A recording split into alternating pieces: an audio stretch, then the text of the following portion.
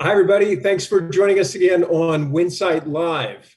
Before I kick it over to Phil Lempert, a couple of stories making news in Winsight grocery business. Yesterday, it was announced that Price Chopper and Tops Markets, longtime neighbors in the great state of New York here, have agreed to merge.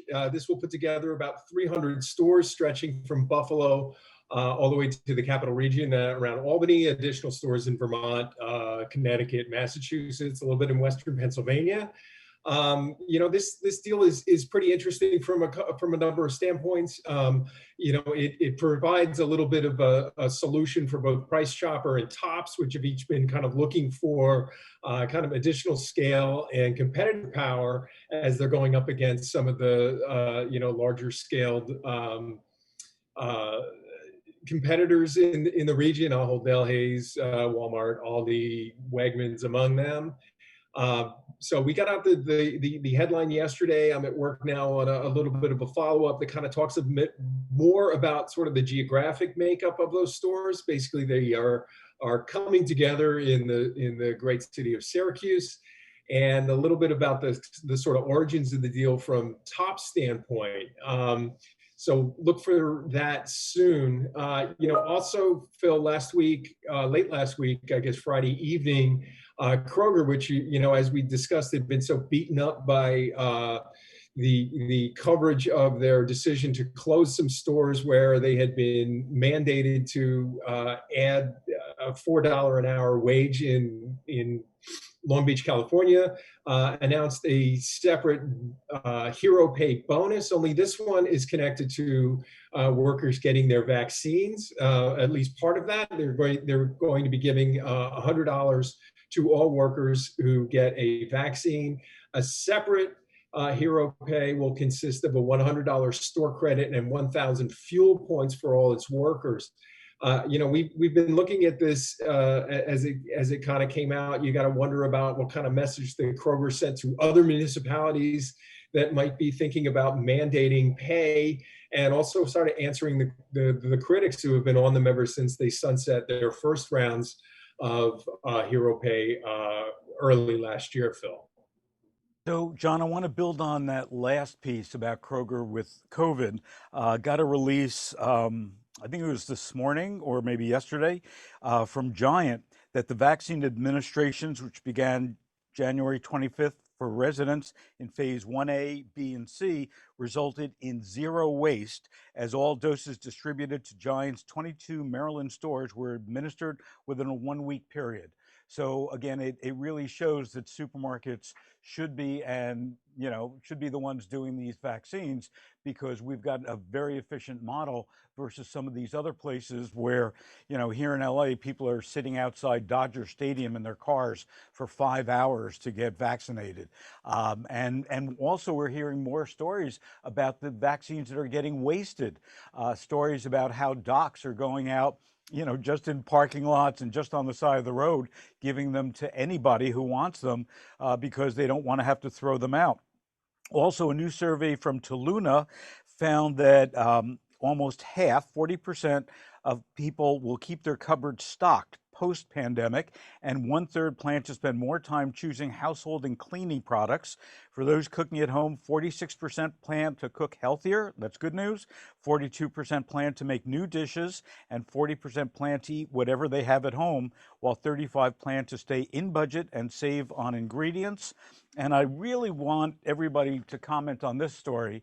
It came out yesterday that that Instacart is now working with Family Dollar. They've had a test in 275 stores that was divided between Instacart and Shipt. I guess Shipt lost. And, they're really excited over at Dollar because they think that this is going to increase basket size, basket assortment, and so on. What do you guys think about Instacart delivering for dollar stores? Yeah, Phil, I wrote a little bit about that when it came out, and I'm at work on a separate follow-up on that. Interesting. Look, Family Dollar, just like everybody else, wants to get a part of the internet shopping boom, and their shoppers do as well. There's some interesting feedback I've gotten from some Instacart shoppers about sort of how they feel about that, and that is related to a couple of things. One, this idea that discount shoppers may not necessarily provide the kind of tips that shoppers of other stores do, Great and point. they're also concerned about how some retailers are going about sort of marketing that to their customers, and the idea that the perception that might be lost on shoppers that this is an add-on service through Instacart and not an extension of Family Dollar. So if you think about shopping there, they're thinking, well, I'm not tipping the cashier when I'm shopping. Why should I tip the driver who's doing the job? So there's a little bit of unease from the sort of the shopper community on this, but from Dollar General standpoint and from the standpoint of their customers, it's a good thing to have that kind of modality, and this is the fastest way for them to get it to get and do that.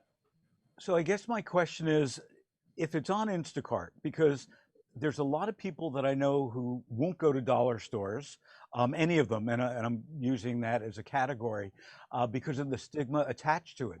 Do we think that we're going to see, the breadth of the kind of shopper going to dollar store widen through Instacart because they don't have to go into the store? That could be the case. Walmart has said that offering a internet option for their shoppers is helping to sort of raise the demographic profile of them as well, because that's how people want to shop.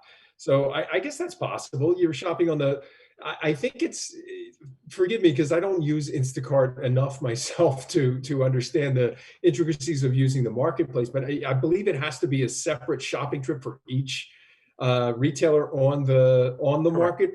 So, Correct. from a consumer standpoint, that might be difficult if you just want to do the kind of small shop that you would normally do in a dollar store. You want some party gifts or, party favors or paper plates or whatever it is you buy there, and combined with a larger food order from someplace else. That's two trips, that's two, service charges, that's two tips, everything else. So, but why not? If you have if what you want is available at a retailer that is offering it at a better price, the internet certainly allows you to do that. And nobody, except your mailman can see the box. So Jen, everybody's focused on change. I'm hearing the word change more often than I've ever heard it. I'm hearing this new term called future proofing, which I'm tired of hearing already, and it's just a new word. What's going on as it relates to change with Albertsons, Walmart, Target? Are they giving the talk, or are they actually changing? Yeah, I think that they are examples of grocers that are affecting change with regard to diversity, equity, and inclusion, which was the topic of our January, February cover story. And I touched on this last time we talked, and we just launched the digital version of that. So you can read about it on winsightgrocerybusiness.com. And it was really great to connect with all of Walmart, Albertsons, Target, PCC Markets. Had the chance to connect with Donald Fan, who is the Senior Director, Global Office of Culture, Diversity, Equity, and Inclusion at Walmart. And he says, it's really, Walmart is really looking for diversity, equity, and inclusion to be part of their DNA. It can't be like an office. It has to be everyone is on board. Everyone has a stake in this. And Donald says, that starts at the top, pointing to Walmart's CEO, Doug McMillon, who, in June 2020, when there was a lot of racial tension going on following the death of George Floyd, announced a $100 million initiative to create a center focused on racial equity. But, his history with this, really being a part of his DNA and his legacy with Walmart goes back before that. And, Donald points to a time in 2018 when they were at, the busiest holiday season. And Doug took the whole leadership team on a 2-day tour of the South to learn more about race and racism, doing things like leading by example like that. Walmart has so many initiatives, not just putting, money behind this, but really, requiring all of their 72,000 managers to participate in the, various LGBTQ allyship training, racial training, gender equity training. It's not just a statement. They are putting, plans in place, and they have, everyone's required to participate. Target, they've really focused on Minneapolis, their hometown, doing a lot of social justice work there. Albertsons, lots of, leadership inclusivity training programs. And then PCC Markets, which is, an independent market, so smaller scale, they're doing these individual trainings that are tailored to each of their stores in, Seattle and surrounding area, teaching about retail racism, implicit bias. So these are examples of retailers who are really just going beyond, as Donald would say, checking boxes and making pledges, and really taking action to affect long-lasting change. That's fabulous. Before we move on, John Pandel has a comment for us on Facebook. When we go back to dollar stores, is not the whole attraction of dollar stores the treasure hunt aspect? I would say yes, John, that's part of it. And how does that translate to online? Excellent point. With dollar stores, you don't know what you're going to find there. So I think that Instacart is going to have their hands full also, because they're going to have to be updating constantly that app. And that's not necessarily what their model is. So that's a real interesting point. John, thanks for sharing that. And Christine, give us a love story. I want a local love story. Well, I got to say that ties into the, what I'm going to talk about ties into that comment, because it's about translating what you go to a store for to the online experience. And I'm looking at things from a Whole Foods angle, and their local love stories, their love for being hyper local to the community that they're in. I had an opportunity to speak with Christina Minardi, who is Executive Vice President of Operations for Whole Foods. Yeah, she we talked about a range of topics, but one of the things she talked about as a goal for 2021 is to really convey in stores the hyper focus on local, at the store level. She mentioned there are so many brands, she said, that started at Whole Foods, smaller brands, started in 1 or 2 stores that now are big national household names. She said a lot of people don't recognize that started at Whole Foods. And she said, that's great. We want to continue to do that. But Whole Foods sees opportunity to tell that story better within its stores. One of the other things they're looking to do this year is translate that store experience, and especially whereas dollar stores, it's maybe the treasure hunt element, at Whole Foods, it's culinary discovery, right? Discovering these new products, maybe things you hadn't heard of, whether it's a prepared food item or a piece of produce, and translating that online for the people who are, doing your grocery shopping online, and you've got your list and you're not necessarily focused on, hey, what's new? What haven't I seen? How do you translate the romance of food, is what she called it, for online shoppers. She helped lead the launch of a food innovation team for Whole Foods last summer, and that's something they're going to be focusing on in the coming year. That's very cool. And I remember speaking to a bunch of Whole Foods foragers, if you would, the teams of people. I don't remember how many they have, but it's well over 25 that go around, in fact, the world to find new products that nobody's ever seen before. And it's really cool because they carry a checkbook with them, and they can just buy something on the spot and send it to whether it's a whole division or just a couple stores and so on. So love that. And they really still, Whole Foods, obviously with the Amazon acquisition, has gone through some bumps, but I think that, people like her are gonna really fix it. And yeah, that's wonderful. So Jackson, you're our electric car guy, and what the new administration has said is all, I think, government vehicles have to be electric by 2024. How is that impacting C-stores?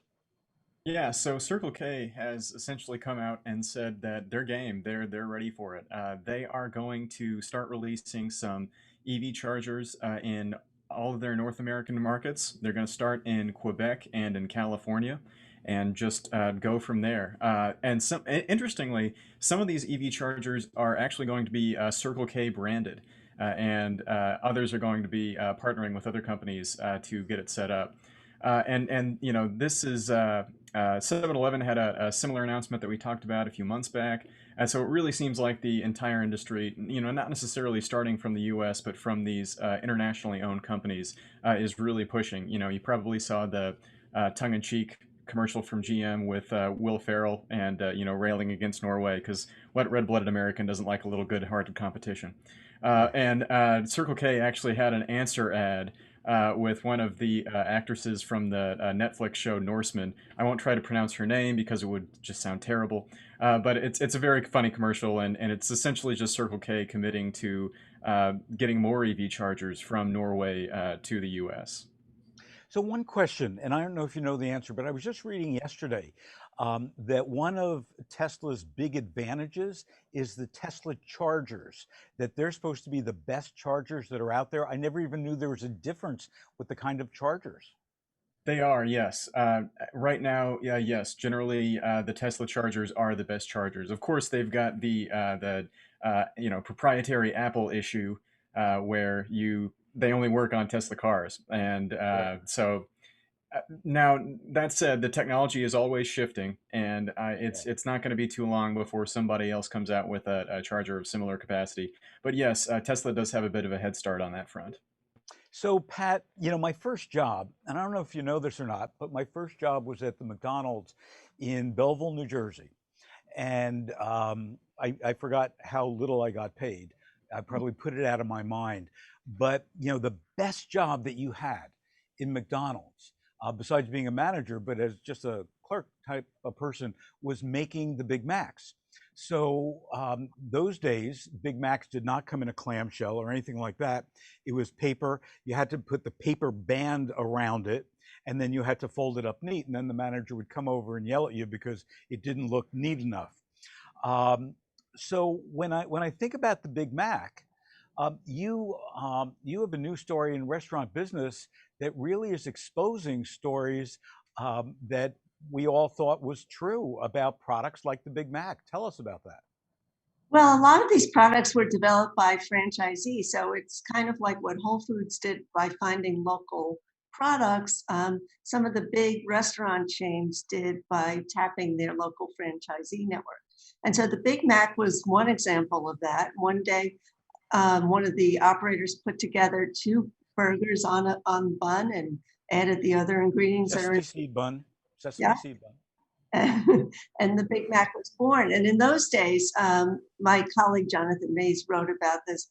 McDonald's had a much more open culture. You could really invent things at the local level, and if they were successful, they could go chain wide.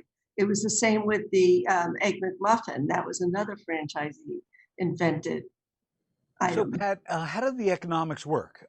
If I'm a McDonald's franchisee and I invent the Big Mac, and it's successful, and I give it to corporate, do I get any money, or corporate, you know, owns the copyright and trademark and everything else? I think corporate owns the copyright and trademark and all of that. I think some of the franchisees have tried to earn back some of the money, and that hasn't really gone over very No, I well. don't think so. It's like IBM. You know, you go to IBM's headquarters and you see that wall of all the patents that all the people at IBM earned, if you would, but they don't, I think they get $1 for the patent, something like that. Mhm. You know, Steve Jobs had a different model that he put his name on every patent in addition to everybody else who actually worked on it. You have another example for us Almost. besides McDonald's? If you go into McDonald's headquarters in Chicago, you know, they have like a big wall also where, and they actually credit the Egg McMuffin and the Big Mac to the inventors, but that's all the credit they get. No Yeah, they money. get a $5 plaque instead of, you know, $5 million for inventing the Big Mac. Yeah. So Jen, wrap us up with some good news. Sure. Well, speaking, about Whole Foods translating food romance from in store to online. They are hosting a gourmet date for good, a series of 3 virtual live cook-along events, Friday, Saturday, Sunday, the 13th, 14th, 15th, making, they'll have comedians and an actress making these various, Valentine's Day friendly gourmet treats. And the way that you the way you get a ticket for one of these events is by making a donation to the Independent Restaurant Coalition, which supports 500,000 independent restaurants, Pat's Friends, and that's through Eventbrite. And then Whole Foods is going to also make a contribution matching all donations up to $50,000. So to help all of these 500,000 restaurants who've been so hard hit by COVID. Very cool. Very cool idea. Also, I meant to say this earlier. Over the weekend, I learned a new term. And it's for what we're doing here and what you just described. Have you guys heard of Zombies? No. Yeah, it's a real thing. Zombies. I thought that they were mispronouncing it, that it was supposed to be zombies, but no. Yeah. Zombies. So are we the zombies? We are zombies. We are zombies. So with that, thank you all for joining us. We'll be back next Tuesday, 9:30 a.m. Pacific, 12:30 p.m. Eastern Time. Have a great week. Be safe and wear a mask, and happy Valentine's Day.